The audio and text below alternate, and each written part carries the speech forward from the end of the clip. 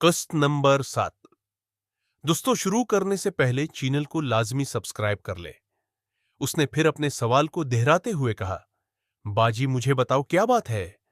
मगर ज़ैनब के बार बार मना करने और कुछ भी बात नहीं कि रट ने हुसन को चुप कर दिया और वो कमरे से चली गई।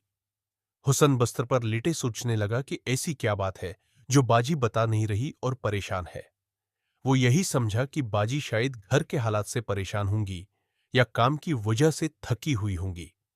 ज़ैनब भी अपने बस्तर पर लेटी सोच रही थी कि वो अपने दिल की बात बताना तो चाहती है, मगर अपने ही छोटे भाई को वो ये बात कैसे बताए। हुस्न से बड़ी होने की वजह से वो हुस्न को खुद से छोटा और ना समझ समझती थी, मगर उसके दिल की ये बात उसे सुकून नहीं लेने दे रही थी। अगला दिन वो उस सब के बावजूद वो फिर खाला के घर काम करने गई, जो इसकी मजबूरी थी। वो अंदर से बहुत डरी हुई थी कि न जाने आरिफ अब उसके साथ क्या करेगा, मगर वहां जाकर उसे सब नॉर्मल लगा। आरिफ दिल में गुस्सा लिए बस मौका ढूंढने की तलाश में था। अब वो ज़ैनब को बदनाम करना चाहता था। इस दिन ज़ैनब ने जल्दी काम खत्म किया और वापस आ गई। शाम को फिर हुसन अपनी बहन को परेशान देखकर दोबारा बोल पड़ा कि बाजी आखिर क्या बात है जो आप मुझसे छिप रही और कल से परेशान है। ज़ैनब का बहुत दिल कर रहा था कि वो अपने भाई से बात करे और आखिरकार हुसन के बार बार पूछने पर वो बोलने लगी। इसने थोड़ा घबराते और शर्माते हुए हुसन को बताया कि आरिफ उसको छेड़ता है और उस दिन वाली बात भी बताई। ये सब सुनकर हुसन का खून खोलने लगा, मगर ज़ैनब ने फौरन भाई के गुस्से को भांप लिया। ज़ैनब ने हुसन को कहा कि वो कोई गलत कदम नहीं उठाएगा, इससे उसकी बाजी की ही बदनामी होगी। हुसन जो कि गुस्से में पागल हो रहा था, मगर वो ये भी समझ रहा था कि जो ज़ैनब कह रही वो बात भी सही है। दोनों इस बात पर बहस करते रहे और आखिर हुसन ने यही कहा कि वो आरिफ के अबू से बात करेगा। वो एक बुजुर्ग और नेक दिल इंसान है, क्योंकि घर के हालात ठीक ना होने की वजह से ज़ैनब अपना काम भी नहीं छोड़ सकती थी और वो भी अपने छोटे भाई की इस बात को मान गई। सुबह हुसन अपने काम पर जाने से पहले खाला के घर गया और उनके शोहर से बात की, जिसको उन्होंने गौर से सुना और हुसन को आइंदा ऐसी गलती न होने की उम्मीद दिलाई।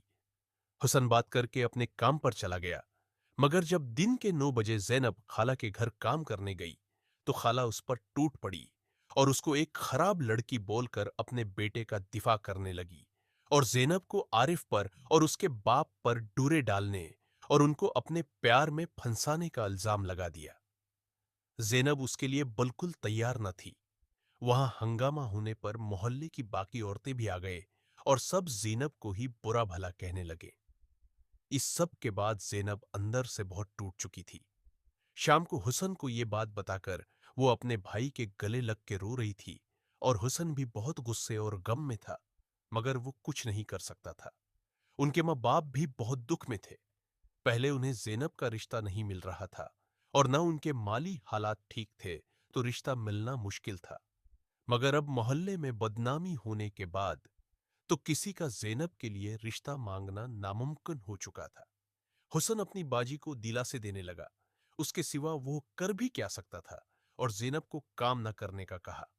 अब हुसन ही था जो सिर्फ कमा रहा था। घर के हालात तो बुरे थे, मगर मजबूर इंसान क्या कर सकता था। फिर एक दिन हुसन को होटल पर ही एक नेक दिल इंसान मिला, जो रोज की बुनियाद पर आता था इस होटल पर। उससे हुसन की जान पहचान होने के बाद उसे हुसन पर तरस आया और उसे एक अच्छी जॉब ढूंढ कर देने की उम्मीद दिलाई। और कुछ दिन बाद हुसन अपने होटल की जॉब को छोड़कर उस आदमी की दुकान पर काम करने लगा। दुकान के मालिक का नाम हाजी अब्दुल गफूर था, मगर सब उन्हें हाजी साहब के नाम से जानते थे। सफेद दाढ़ी और नूरानी चेहरे वाले थे। वहां हुसन को तनख्वाह भी अच्छी मिलने लगी और टाइम भी कम होता था। वो सुबह सवेरे जाता और तकरीबन असर तक वापस आ जाता। वो दुकान कॉस्मेटिक और कपड़ों की थी, जहां और भी लोग काम करते थे। अब हुसन के घर के हालात संभलने लगे और उसकी तनख्वाह भी बढ़ने लगी। ज़ैनब भी अपने भाई की कामयाबी से खुश थी। फिर एक दिन हुस्न असर टाइम अपने काम से वापस घर आ रहा था कि उसे काशिफ मिल गया। काशिफ को देखकर हुसन को पुराने स्कूल के दिन याद आ गए। वो दोनों एक दूसरे से मिले और बातें करने लगे। हुसन ने उसे अपना सब बताया और काशिफ से भी पूछा कि वो आजकल क्या कर रहा है। काशिफ ने बताया कि अब वो दूसरे शहर जाकर आगे पढ़ रहा है। एक दूसरे के बारे मालूमात लेने के बाद अचानक काशिफ ने हंसते हुए हुस्न से पूछा, सुनाओ फिर मेरे जवान, अब तक कितनी लड़कियों के मजे ले चुके हो? हुसन काशिफ की ये बात सुनकर हंसते हुए बोला, कहाँ काशिफ यार, मिलना तो दूर, अभी तक देखनी भी नसीब नहीं हुई। काशिफ हुसन के उस जवाब से हैरान होकर बोला, यार तुम तो बहुत स्लो हो गया, करते हो तुमसे कोई एक लड़की सेट नहीं हुई, मुझे देखो अब तक कितनी लड़कियों के साथ। हुसन काशिफ की बात सुनकर अंदर ही अंदर हसद में डूबा जा रहा था और उससे पूछने लगा कि पहली बार उसने किसके साथ। काशिफ ने उसे अपना हम राज समझकर बताया कि उसने अपनी ही चाचू की बेटी को पहली बार किया था। अब तो वो बहुत सी लड़कियों के साथ करता है शहर में, और जब जब वो घर आता है तो इसकी कजन के साथ। घर की बात घर में, और जब दिल करे मजे लो। काशिफ की ये बात हुसन के दिमाग में ठिस गई। काशिफ तो बातें करके चला गया, मगर घर आकर भी काशिफ की बातें हुसन सोचे जा रहा था। वो जैसे घर में दाखिल हुआ, इसकी बहन उसे देखकर मुस्कुराते हुए उसकी तरफ बढ़ी और सलाम दुआ के बाद वो कुछ देर मां बाप के पास बैठा और कमरे में चला गया। शाम टाइम रूटीन के जैसे खाना खाने के बाद हुसन अपने कमरे में था और ज़ैनब अपने मां बाप के कमरे में। हुसन लेटा बस काशिफ की वो बातें सोचे जा रहा था। इसे सबसे ज्यादा काशिफ की उस बात का हसद हो रहा था कि वो अपने ही घर में अपनी कजन पर मजे लेता है, जब चाहे जिस वक्त चाहे। और हुसन का भी दिल करने लगा कि काश इसकी भी ऐसे कोई घर में लड़की होती, मगर उसकी तो कोई रिश्तेदार ही नहीं है।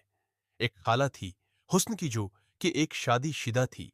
हुस्न की मां की छोटी बहन थी। उनकी एक बेटी भी थी, मगर उनका हुस्न के घर आना जाना बहुत कम था और कई सालों बाद भी मिलने आते। मगर अब तो बहुत उर्सा हो चुका था, न खाला आए और न ये लोग गए। हुसन को तो अपनी खाला की बेटी की शक्ल भी भूल गई। हुसन अपने दिल में किसी लड़की के साथ मजे करने की ख्वाहिश को लिए सोचू में गम था और यही सोच रहा था कि उसकी कोई कजन होती तो वो भी जब चाहता अपने ही घर में। यही सब सोचते उसका काम तैयार होने लगा और वो उसे अपने हाथ से। हुसन आज बहुत दिन बाद हाथ मारने के मोड में था। वो ऐसे ही सोचते सोचते आहिस्ता आहिस्ता। ज़ैनब अपने कमरे में बस्तर पर लेटी हुई थी। उसको नींद नहीं आ रही थी। तभी उसे पेशाब आया और वो करने के लिए उठी। बाथरूम, जो कि सहन में था, वो चली गई। जब पेशाब करके वो वापस अपने कमरे की तरफ जाने लगी तो उसे अपने भाई के कमरे की लाइट ऑन नजर आई।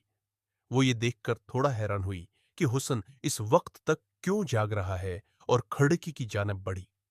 ज़ैनब, जो पहले अपने भाई की दागदार कपड़ों को सोंघा करती थी और रात को अपने सगे भाई को हाथ लगाता देखती थी, मगर अब बहुत। दोस्तों, अगली किस्त देखने के लिए चैनल को लाजमी सब्सक्राइब कर ले और साथ बेल आइकन को दबाकर आल पर सेट कर दे, ताकि नई आने वाली किस्त का नोटिफिकेशन आपको फौरन मिल जाए।